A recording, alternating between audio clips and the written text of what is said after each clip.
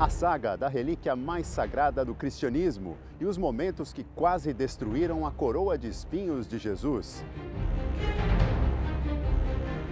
Como será possível, que uma coroa feita de plantas, espinhos, tivesse durado tanto tempo, mais de 300 anos até a chegada de Santa Helena?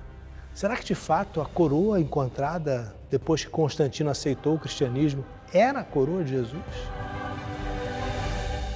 A devoção a uma das maiores figuras do judaísmo e a ligação do rei Davi com Jesus.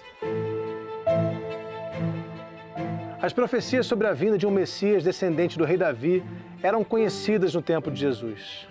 Sendo assim, para os evangelistas, traçar a ancestralidade de Jesus, ligando-o pelo sangue ao rei Davi, era uma forma de demonstrar que as profecias messiânicas se realizavam nele, se realizavam em Jesus. A história guardada há 3 séculos da mulher que começou a devoção a Nossa Senhora Aparecida. Depois do achado, de repente, os peixes lotaram as redes dos pescadores. E esse foi considerado o primeiro milagre daquela imagem aparecida no rio.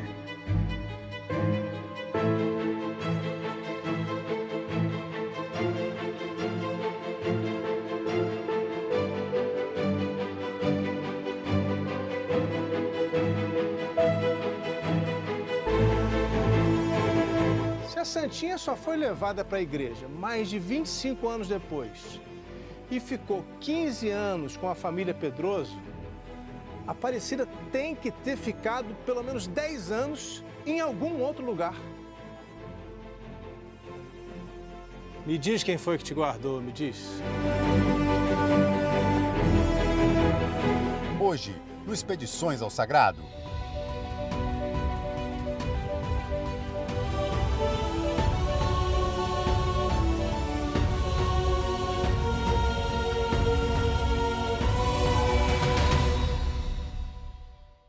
Olá, eu sou o Sérgio Patrick e esse é o Expedições ao Sagrado, uma parceria entre a TV Aparecida e o projeto Jornada Infinita.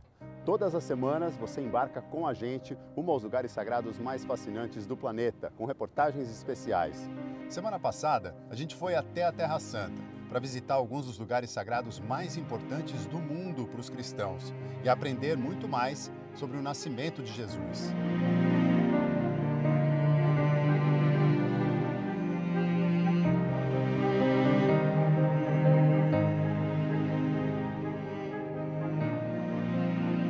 E hoje a gente segue viajando, com histórias captadas durante expedições do projeto Jornada Infinita. Vamos nessa? Malas prontas? Sejam muito bem-vindos. Esse é o Expedições ao Sagrado.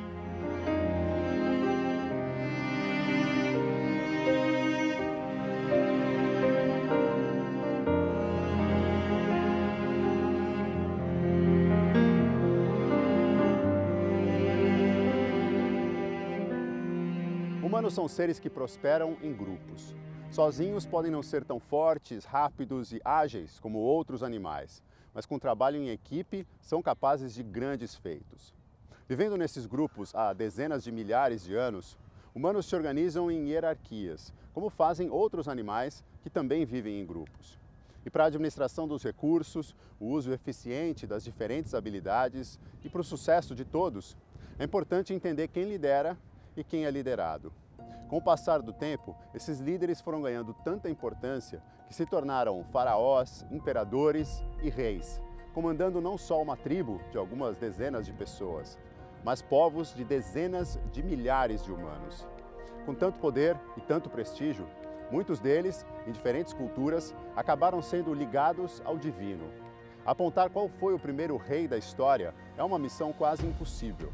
Mais de 2000 anos antes de Cristo, nas cidades-estados sumérias, onde hoje está o Iraque, Sargão de Acádia fundou a dinastia acadiana e reinou por 56 anos, o que o faz um dos mais antigos reis conhecidos.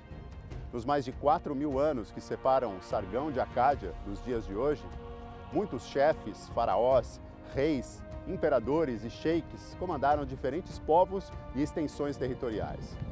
Hoje a gente vai viajar no tempo para entender mais sobre a história de um rei que é uma das figuras mais importantes do judaísmo e no cristianismo. Jesus foi mesmo descendente do rei Davi? E onde descansa um dos maiores reis de Israel? É hora de saber mais com o Rodrigo Alvarez.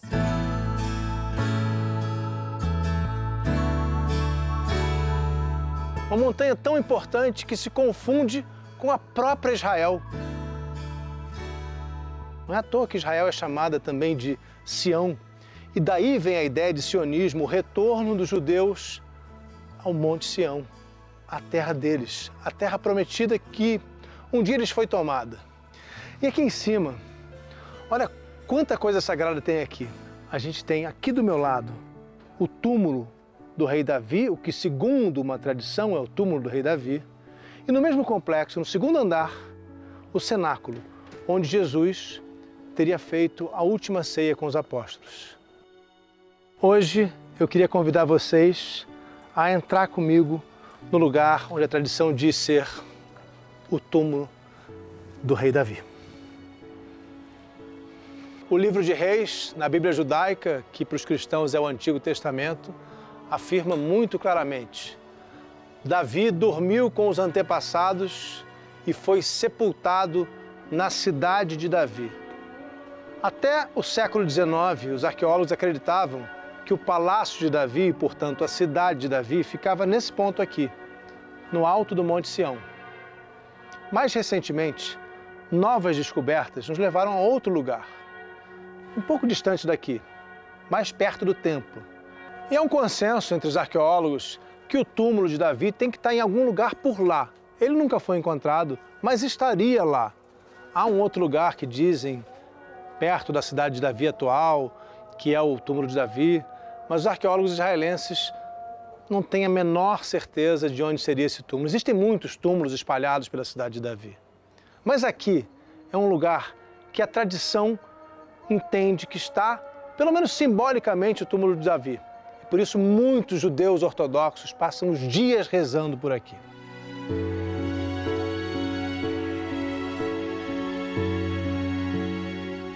No entanto, todas as placas aqui, inclusive essa, nos dizem que o túmulo do rei Davi está aqui. Mas olha, tem um detalhe importante, ó. De acordo com uma tradição medieval. É aí que a gente entende que é tradição e não uma certeza arqueológica. Aliás, a própria localização do Monte Sião gerou muitas dúvidas ao longo da história. Nem sabemos com certeza se ele era aqui.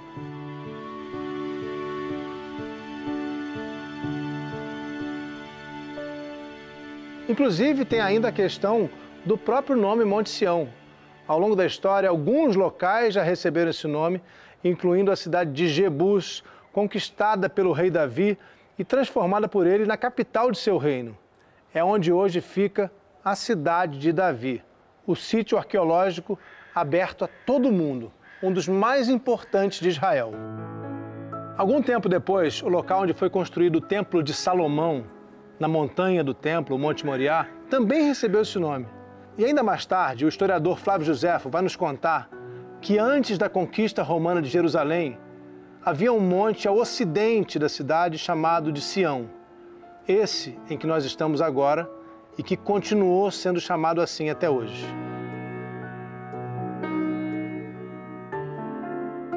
Nesse complexo aqui funcionava um monastério franciscano que foi fechado em 1551. Mas a tradição que fala que o túmulo do rei Davi está aqui dentro vem ainda do século X, durante a Idade Média.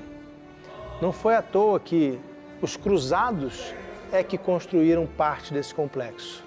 Agora se prepara porque eu acho que eu vou dar um nó na sua cabeça. A tradição nos diz que os cristãos na Idade Média aprenderam com os muçulmanos que teria sido aqui o lugar da última ceia de Jesus e que por isso os cristãos teriam identificado também aqui o túmulo do rei Davi. Olha só como o tempo todo aqui em Jerusalém as três religiões se misturam. As tradições foram o tempo todo substituindo um lugar pelo outro, uma tomando conta uma hora, outra hora é a outra que toma conta. E hoje todo mundo está aqui, a gente vê o tempo todo judeus, cristãos. Então esse complexo aqui, que muito pouco ou nada tem de arqueológico, eu diria que nada, ele tem muito de tradição. E a fé é uma coisa que a gente não discute. Aqui dentro, eu vou mostrar para vocês agora como há judeus fervorosamente rezando diante do túmulo do rei Davi.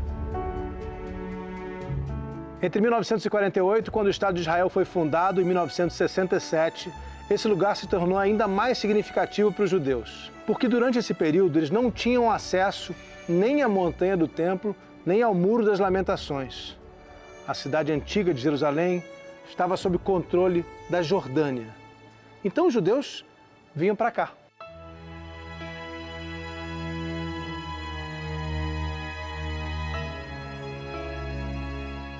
Aqui o chapéu, inclusive, é uma questão de respeito para entrar no lugar onde os judeus ortodoxos rezam todos os dias diante do que acreditam ser o túmulo do rei Davi.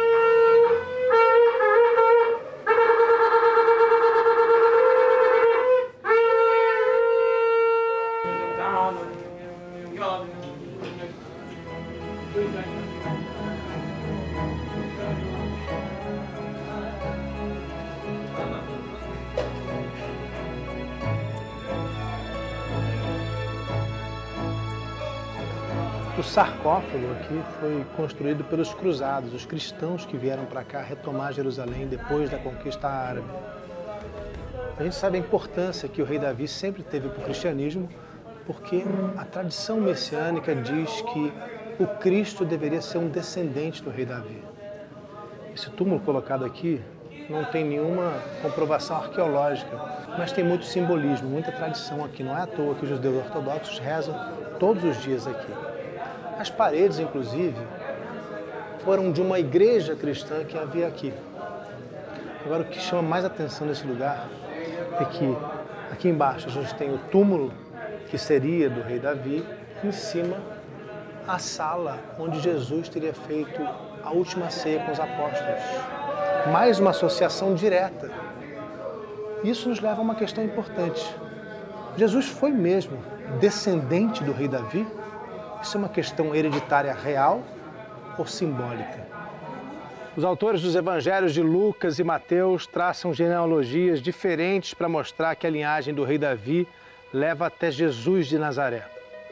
Mateus parte de Abraão, enquanto Lucas vem lá de trás, de Adão.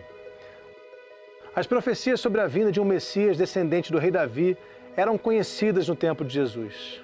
Sendo assim, para os evangelistas, traçar a ancestralidade de Jesus, ligando-o pelo sangue ao rei Davi, era uma forma de demonstrar que as profecias messiânicas se realizavam nele, se realizavam em Jesus.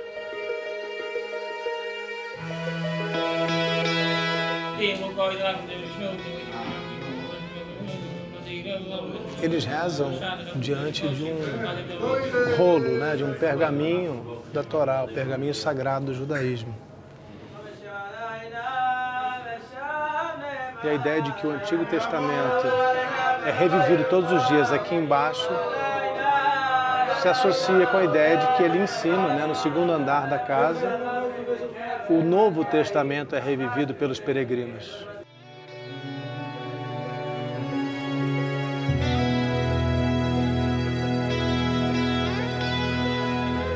Ao longo dos séculos, esse lugar sempre foi muito tenso. É um ponto de convergência importante entre a fé muçulmana, judaica e cristã. Mas como a gente defende sempre o respeito a todas as formas de religião e a tolerância, eu prefiro esperar que os visitantes e peregrinos que viajam até o cenáculo ou a tumba de Davi saiam daqui, como eu, muito interessados e maravilhados pela riqueza histórica e também cheios de energia positiva, seja qual for a fé do visitante. A nossa jornada continua.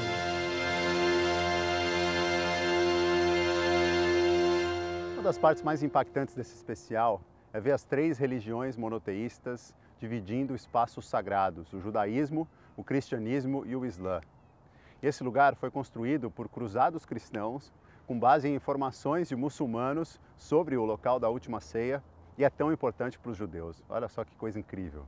O Rodrigo falou dessa tensão que existe num lugar como esse, num lugar sagrado tão especial. Mas eu gosto de pensar também na proximidade, que pode permitir mais momentos de aceitação e de aproximação. Eu queria te convidar também para ver e ouvir de novo o shofar.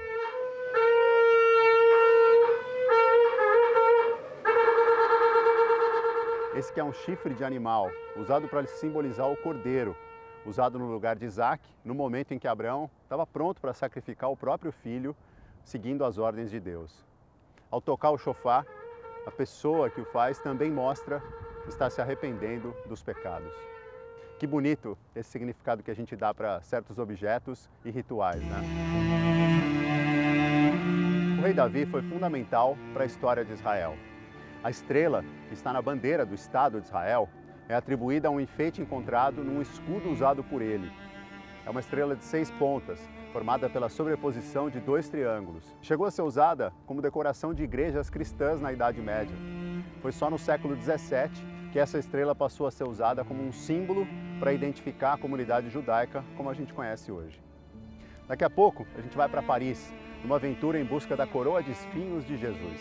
Papo de domingo, sempre às 3 da tarde, para falar sempre de um tema incrível sobre religião aqui no YouTube do Jornada. Agora a gente segue falando de reis. Nos anos 60, arqueólogos encontraram em Israel uma coroa de metal escuro, atribuída a um povo que viveu na região na Era do Cobre, entre 4.500 e 3.600 a.C. Estima-se que seja a coroa mais antiga do mundo. A coroa é um dos símbolos criados para ajudar na distinção dos reis, assim como vestes especiais, tronos, castelos. Mas se normalmente o uso da coroa e o reconhecimento de alguém como rei são sinais de respeito e até mesmo de adoração, em um caso muito conhecido da história, os 2 elementos foram usados como forma de deboche. Quando Jesus foi condenado à morte por crucificação em Jerusalém, Pôncio Pilatos quis que a placa que faria menção ao crime cometido por ele tivesse 4 letras, INRI, com o significado de Jesus Nazareno, Rei dos Judeus. Além disso, uma coroa foi colocada na cabeça dele, mas não uma coroa de metal nobre e pedras preciosas, e sim uma coroa de espinhos, espinhos que perfuraram a pele de Jesus e fizeram escorrer o sangue pelo rosto dele. Mas a coroa que teve contato com o sangue de Jesus se tornou uma das principais relíquias do cristianismo. E agora é hora de ir para a França com o Rodrigo Alvarez, numa saga em busca da coroa de espinhos de Jesus. Eu estou indo a Paris em busca de uma relíquia. Um instrumento de tortura que foi perseguido como um tesouro sagrado pelos reis franceses na Idade Média.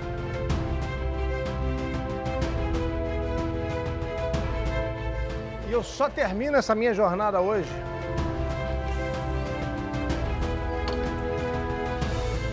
depois de contar para você a história da coroa de espinhos que os romanos colocaram em Jesus. E até o fim desse vídeo você vai saber onde ela está. Essa relíquia guardada com imenso cuidado aqui na França. Do alto da cruz, a cabeça do mestre que falava de amor desabou. Tombou sobre seu próprio ombro. A morte do corpo chocou aqueles que seguiam aquela alma iluminada. E deixou, além do luto, muitas questões sobre o futuro. Como continuar semeando os ensinamentos do Mestre? Como continuar sua palavra e, acima de tudo, a existência que todos ali tinham certeza de que era uma existência divina.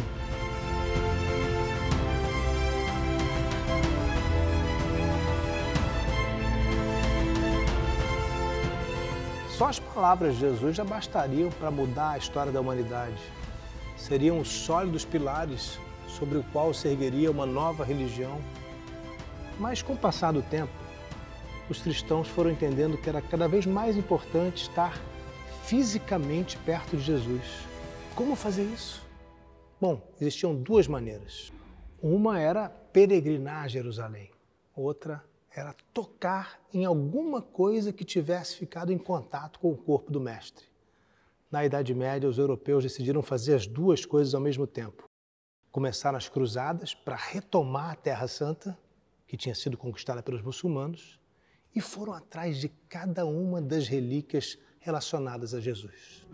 Por definição, relíquias podem ser corpos humanos, partes de um corpo ou objetos pessoais relacionados a personagens históricos ou religiosos vindos de um passado longínquo. O cálice da Santa Ceia,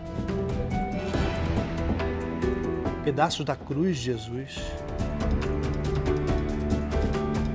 o santo sudário e o pano com que os discípulos envolveram o corpo do Mestre.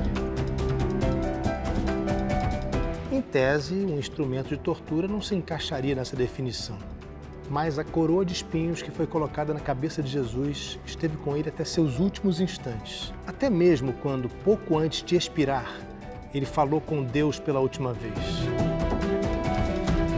E segundo uma tradição, a coroa de espinhos está aqui em Paris. Eu já vou contar. Eu sempre reflito sobre o sofrimento de Jesus. Chicotadas, tortura, feridas, cravos pregados nas mãos e, além de tudo, o deboche. Se diziam que ele queria ser rei, Pilatos mandou escrever seu suposto crime no alto da cruz. Para completar o deboche, os romanos resolveram colocar na cabeça de Jesus uma coroa de espinhos, que era, na verdade, uma paródia da coroa que era usada pelos sacerdotes judeus. Que em João, capítulo 19, a gente tem a seguinte explicação. Foi então que Pilatos levou Jesus e mandou que o flagelassem. E os soldados, tendo entretecido uma coroa de espinhos, colocaram-na na cabeça dele e puseram-lhe à volta uma capa de púrpura. E aproximavam-se dele e diziam: Salve, Rei dos Judeus! E davam-lhe bofetadas. Foi no século IV, depois que o imperador Constantino oficializou o cristianismo, que sua mãe, Helena, liderou uma expedição histórica. Foi à Terra Santa em busca de lugares e objetos que a aproximassem de Jesus Cristo. Por essas pedras e por esses desertos, encontrou e resgatou o que seriam as verdadeiras relíquias da crucificação. Entre elas a haste da Santa Cruz de Jesus, os cravos usados para pregar suas mãos e a coroa de espinhos. Os evangelhos não contaram para a gente o que aconteceu depois da crucificação. Eu sempre fui levado a pensar que se Arimateia e Nicodemos e outros discípulos tiraram Jesus da cruz com autorização de Pilatos, foram eles que tiraram a cruz da cabeça de Jesus. Não deixariam ali um instrumento de tortura. Eu posso imaginar Nicodemos, por exemplo, pegando a coroa e dizendo: vou atirá-la para longe nesse Monte Calvário. Por outro lado, Arimateia, um sábio, um ancião, que inclusive fazia parte do Sinédrio, mais temperado, diz Nicodemos: essa é uma relíquia de Jesus. Vá buscar a coroa, vamos guardá-la. Como é que a gente pode saber, né? Será que eles teriam realmente guardado com toda a preocupação que tinham naquele momento? Um instrumento de tortura que perfurou a cabeça de Jesus? Teriam colocado em algum lugar escondido, no próprio túmulo de Arimateia? Como será possível, né, que uma coroa feita de plantas, espinhos, tivesse durado tanto tempo, mais de 300 anos até a chegada de Santa Helena? Será que de fato a coroa encontrada depois que Constantino aceitou o cristianismo era a coroa de Jesus? As menções mais antigas de que se tem notícia da coroa de Jesus, depois de ter sido guardada como relíquia, vêm de cristãos romanos, mais de 400 anos depois da morte de Jesus. Certos testemunhos históricos descreveram a Santa Coroa como a glória da cidade de Jerusalém. E foi justamente depois de Constantino e Santa Helena, quando a capital do Império saiu de Roma para a cidade de Bizâncio, rebatizada de Constantinopla, a atual Istambul, foi depois disso que a busca pelas relíquias perdidas proliferou, explodiu, movimentando os mercados de antiguidade de Jerusalém e promovendo a peregrinação. Mais relatos dessa época indicam que a coroa de espinhos continuava em Jerusalém, na Igreja dos Apóstolos no Monte Sião. A coroa só teria sido levada de Jerusalém a Constantinopla, então capital do Império Bizantino, mais de 1000 anos depois da morte de Jesus, em 1063. Antes da Sétima Cruzada, em 1238, o rei Luís IX, daqui da França, foi pessoalmente negociar a compra da coroa de espinhos, com o imperador Balduíno II.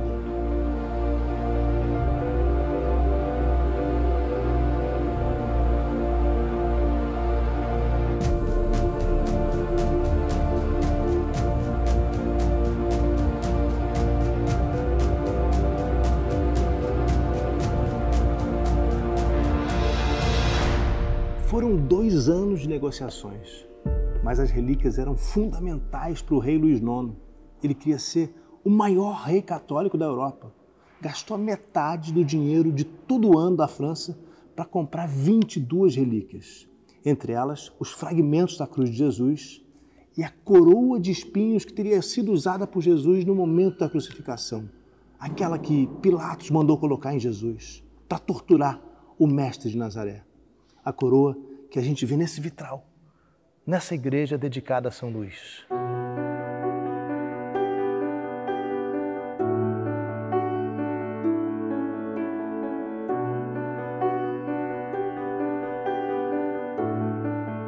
Depois de trazer o que se acreditava ser a coroa de espinhos de Jesus aqui para a França, o rei Luís IX foi canonizado no mesmo século em que morreu.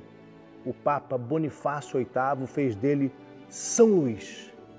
Aqui nessa igreja, a 60 quilômetros de Paris, uma igreja dedicada a São Luís, a gente vê um quadro impactante sobre o momento de sua morte. O rei Luís, no leito de morte, no campo de batalha, cercado de cavaleiros, diante de uma fortaleza que a gente vê lá no fundo. Ele está em Cartagena, atual Tunísia, norte da África. Sua mulher, a rainha, consolada por um cavaleiro templário. Aos pés do rei, seu filho, Filipe, o futuro rei da França. E nesse momento, o rei sofre de uma disenteria. O rei foi contaminado no campo de batalha por uma bactéria e morreu como um guerreiro comum. No entanto, a cena retratada aqui na igreja mostra uma cerimônia real de despedida de um rei que se tornaria santo.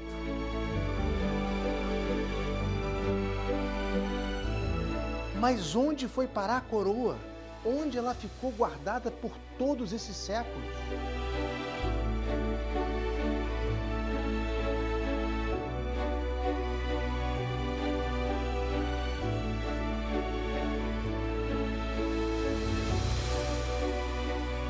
Bom, por algum tempo ao menos ela ficou aqui.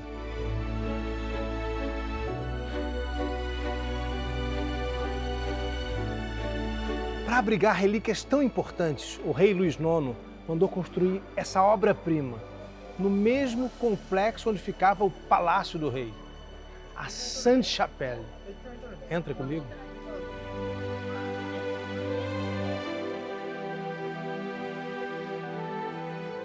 São 15 janelas de 15 metros de altura cada uma, num total de 1.113 imagens. 670 metros quadrados. São imagens estonteantes que contam a história da humanidade de acordo com a Bíblia judaica e com o Novo Testamento. A maior parte desses vitrais aqui ainda é original do século XIII. A Sainte-Chapelle, gente, foi construída com 2 andares independentes. O primeiro, embaixo, era usado pelos funcionários do Palácio Real. E esse segundo andar estonteante era exclusivo do rei e de seus convidados, com acesso direto pelos aposentos reais. Não foi por acaso que a Sainte-Chapelle se tornou um dos lugares mais importantes e visitados do mundo. Eu demorei um tempinho, mas acabei encontrando ela aqui, ó. Evidente, né? Bem no centro do altar. E isso nos dá uma pista. A coroa de Jesus ficava dentro de um relicário num prédio que parecia seguro ao lado da Sainte-Chapelle. Bem, ele parecia seguro.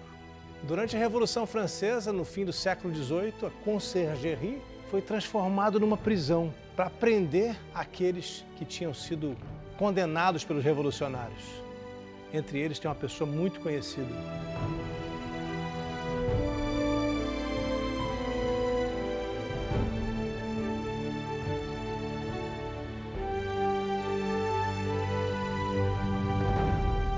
Entre os detentos aqui esteve a rainha Maria Antonieta. Ela mesma, aquela que seria tão desconectada do povo que no meio de uma crise de fome teria dito: se eles não têm pão, por que é que não comem brioche? Quem sabe se Maria Antonieta disse isso mesmo? O fato é que ela foi morta cruelmente pelos revolucionários, guilhotinada. E é aí que a história do brioche se conecta com a coroa de espinhos. Durante a Revolução Francesa, o relicário onde ficava tudo que era relacionado a Jesus foi derretido. As relíquias desapareceram. A capela, a obra-prima construída por Luís IX, virou depósito de farinha e depois arquivo, funcionando para guardar os documentos do tribunal que até hoje fica aqui do lado, no mesmo complexo.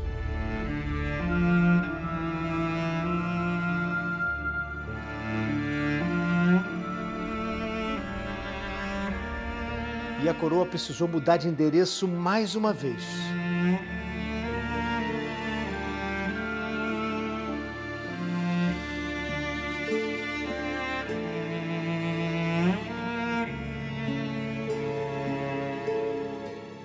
Admirando essa obra-prima aqui da arquibancada que construíram depois do incêndio, fico imaginando como é que foi no século XIX, uns 200 anos atrás, quando trouxeram para cá a coroa de espinhos de Jesus.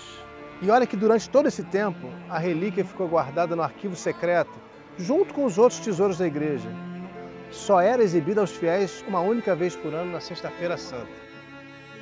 E pensar, gente, que foi numa Semana Santa que essa obra-prima quase deixou de existir. Você lembra? Foi em 2019, um incêndio destruiu grande parte do prédio de quase 1000 anos. A ação dos bombeiros foi rápida e heróica. Eles correram no meio das chamas e no meio da fumaça para salvar os tesouros da Notre Dame. E claro, a própria Notre Dame. Além de uma túnica usada por São Luís, os bombeiros recuperaram um cravo que teria sido usado numa das mãos de Jesus, pedaços da Santa Cruz, que seria a verdadeira, e a coroa de espinhos.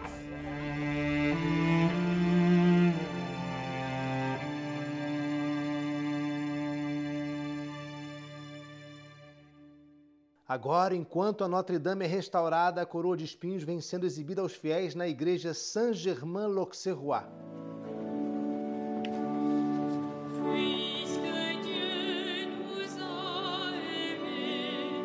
Uma vez por ano, nas Sextas-feiras Santas, a coroa é venerada numa grande cerimônia com representantes de diversas denominações cristãs. No centro do altar, num pedestal de ouro, a relíquia trazida ainda na Idade Média pelo rei Luís IX é apresentada aos fiéis emocionados. Por mais algumas semanas durante a Quaresma, a coroa é exibida outras vezes. Mas essa igreja não tem um lugar seguro para guardar um tesouro tão grande. Onde está a coroa de Jesus, afinal?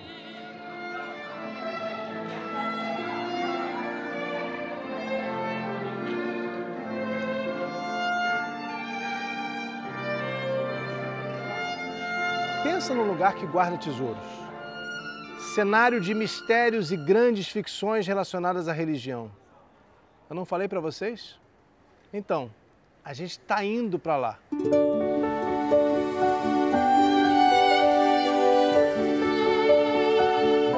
É aqui, gente. Ela está aqui. Depois de ter sido trazida de Jerusalém até a França pelo rei Luís IX, depois de sobreviver à fúria dos revolucionários no século XVIII, durante a Revolução Francesa, depois de sobreviver também ao incêndio devastador na Notre Dame aqui em Paris, a coroa de espinhos, aquela que a tradição diz ser a verdadeira coroa de Jesus, está aqui guardada 7 chaves nos cofres do Museu do Louvre.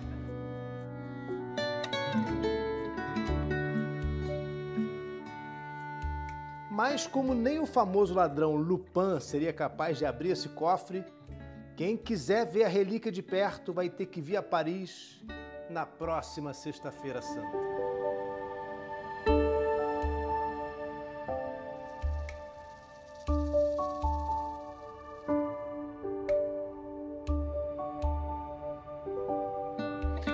escondidinha atrás do altar, eu encontrei uma Pietà que foi encomendada por uma fiel em agradecimento a Maria. E olha que interessante, justamente na igreja que agora recebe a que seria a coroa de espinhos de Jesus, a Pietà tem Maria retirando a coroa da cabeça do filho. A gente vinha pensando quem terá feito isso, se foi Arimateia, se foi Nicodemos, outro discípulo, se jogaram fora, se guardaram. Alguém também já imaginou isso? E assim surgiu essa lindíssima Pietà.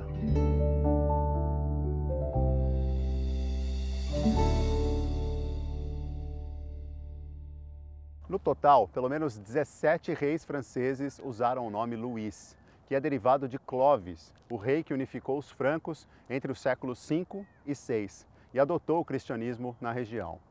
E se alguns desses reis, com o mesmo nome, passaram sem grande destaque pelos livros de história, um deles foi reconhecido por grandes feitos ligados à expansão do catolicismo na Europa. Nascido em 1214 e coroado em 1226, Luís IX foi tão importante que se tornou santo, beatificado em 1297, o único rei francês a ser elevado à condição de santo. É incrível pensar no que pode ter sido essa coleta de objetos que teriam sido importantes nos momentos finais da vida de Jesus. Pedaços da cruz, o manto que cobriu o corpo dele e até a coroa de espinhos foram guardados e venerados como relíquias. Humanos dão valor a esses objetos pelo poder que eles têm de nos remeter a fortes emoções, quase que levando a gente para certas situações, seja sentir de novo uma coisa importante que a gente viveu, ou então tentar imaginar um contato, uma conexão que nunca foi possível com pessoas de outros tempos. Se você quiser conhecer meu curso Jesus, a Luz da História, é só você entrar no rodrigoalvarez.site. Ainda que nem todos os monarcas tenham vivido de forma exemplar, chamar alguém de rei hoje em dia é normalmente um elogio, né? A maioria das vezes a palavra é associada com alguém que está acima dos demais numa categoria, e foi assim com várias pessoas conhecidas nas últimas décadas. Como assim? O Brasil tem uma rainha reconhecida por muita gente e adorada em todo o país. É Nossa Senhora Aparecida.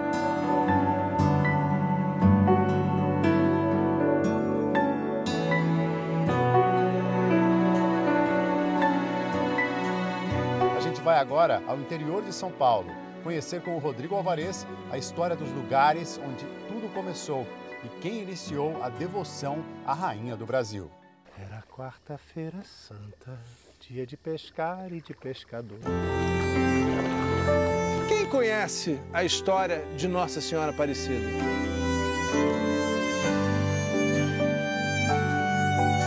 Sim, eu conheço e vou contar para vocês. Era o ano de 1717 e os pescadores saíram a pescar. Diz a história, não pescaram nada, sequer um peixezinho. Chegando ali agora, trazem suas redes um corpo de uma imagem. Faltava uma parte, faltava a cabeça. E continuaram descendo e chega na curva lá conhecido como, que faz jus ao nome, chamado o local Itaguaçu, local de pedras grandes. Ali agora a pequena cabeça vai vir nas redes dos 3 pescadores, que eram eles, João Alves, Felipe Pedroso e Domingos Garcia. Exatamente! Esse foi o relato feito pelos padres jesuítas que vieram aqui em 1748, enviados meio que como investigadores do Vaticano, para saber, afinal, se a Santinha Aparecida era mesmo milagrosa. Tendo os pescadores lançado as redes no rio, recolheram primeiro o corpo, depois, em lugar distante, a cabeça. Depois do achado, de repente, os peixes lotaram as redes dos pescadores. E esse foi considerado o primeiro milagre daquela imagem aparecida no rio. Já naquele tempo se dizia que imagem quebrada trazia mau agouro. Será que os pescadores logo quiseram levar os pedaços da Santinha para casa? Quem foi o primeiro ou a primeira que colou esse pescoço teimoso? Sempre se contou aqui em Aparecida que foi o pescador Felipe Pedroso quem levou a imagem para casa e a guardou por uns 15 anos, até que em 1745 ela fosse levada para a recém-construída Capela de Aparecida.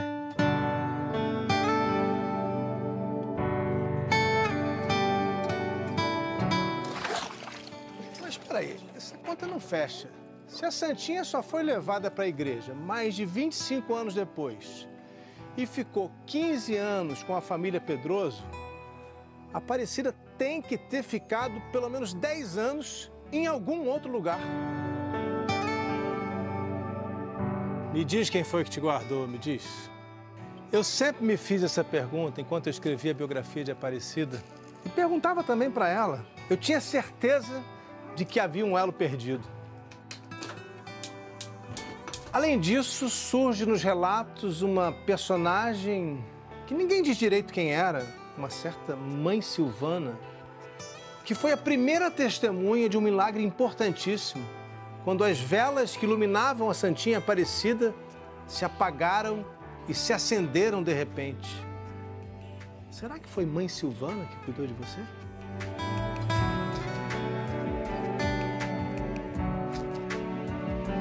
Eu levei alguns anos para encontrar a peça que faltava para desvendar o enigma. E ela estava aqui nessa sala, esquecida por quase 300 anos.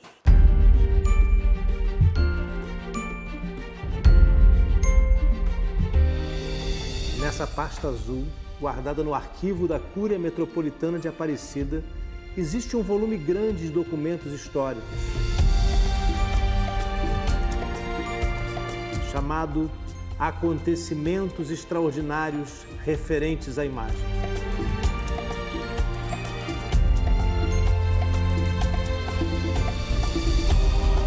Foi lendo cada um desses textos, cada uma dessas páginas, que eu finalmente encontrei o elo perdido. Alves, chegando à sua casa, entregou a santa sua mãe, pedindo que a adorasse, porque ela tinha feito um grande milagre. Então, João Alves não deu a imagem a Felipe Pedroso, deixou com sua mãe para que ela a adorasse. João era católico e manteve a imagem em sua casa, mas deu a Silvana da Rocha. E tudo faz sentido. Mãe Silvana recebeu a imagem quebrada. Mas será que ficou com ela? A resposta está logo no parágrafo seguinte. Silvana da Rocha pegou a santa e a guardou em uma caixa. Alves foi para Guaratinguetá fazer a entrega dos peixes e lá pousou.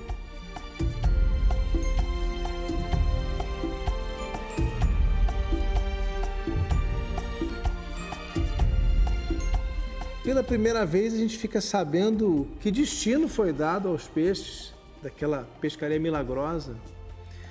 E ficamos sabendo também que Silvana guardou a imagem numa caixa e depois convidou os vizinhos para rezar.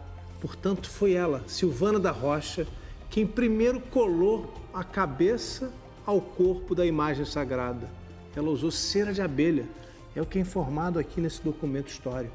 E foi assim, por causa da fé de Mãe Silvana, que começou a devoção à Nossa Senhora Aparecida do jeito que a gente conhece hoje. Em uma dessas ocasiões, se apagaram 2 luzes de cera da terra repentinamente, que iluminavam a Senhora. Estando a noite serena e querendo logo Silvana da Rocha acender as luzes apagadas, também se viram, logo de repente, acesas, sem intervir diligência alguma.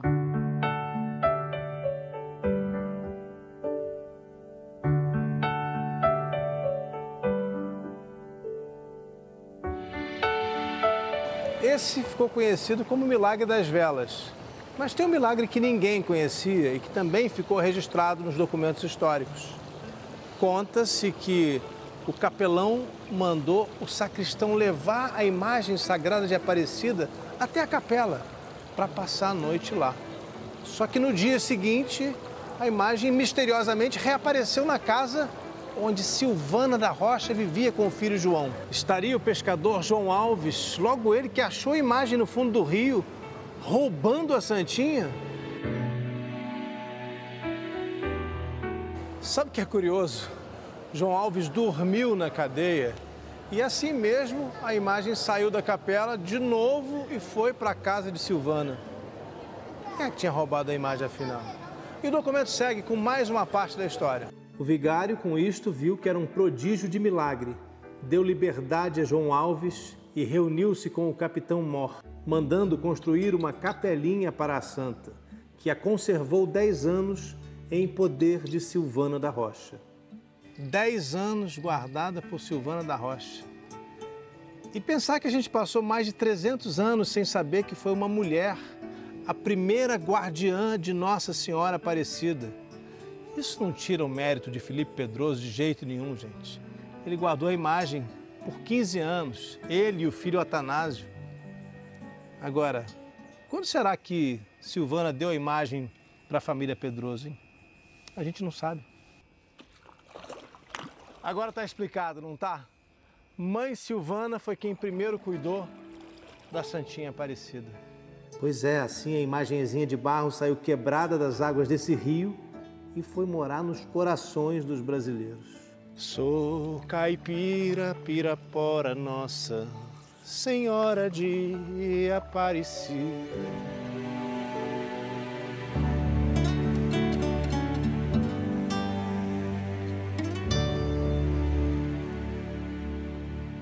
Que linda essa história da devoção a Nossa Senhora Aparecida, né?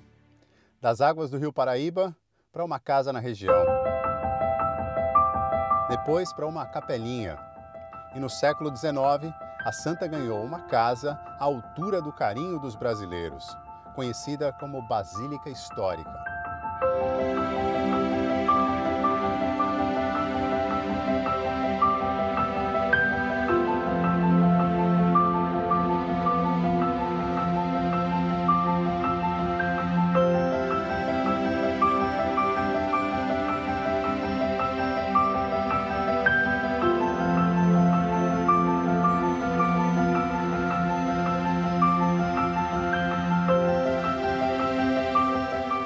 E hoje em dia, a Rainha do Brasil é guardada e adorada num lindo santuário, que recebe milhões de pessoas todos os anos.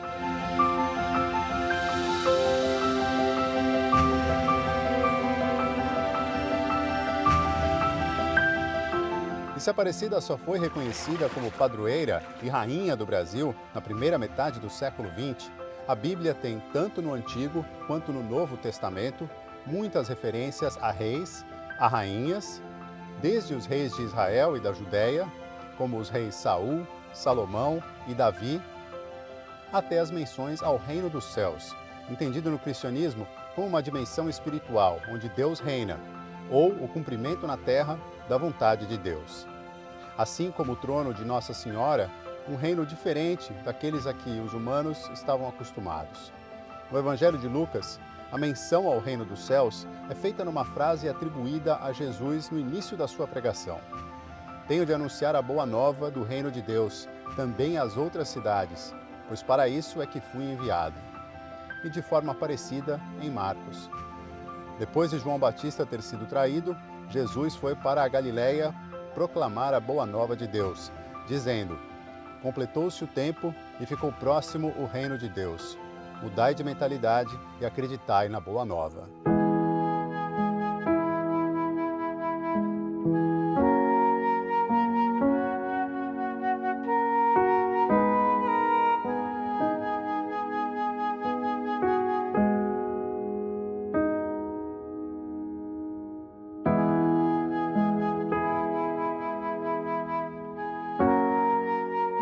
Muito obrigado ao Rodrigo Alvarez por esses especiais incríveis. Obrigado a você pela companhia. Semana que vem a gente segue passeando pelos lugares sagrados mais incríveis do planeta.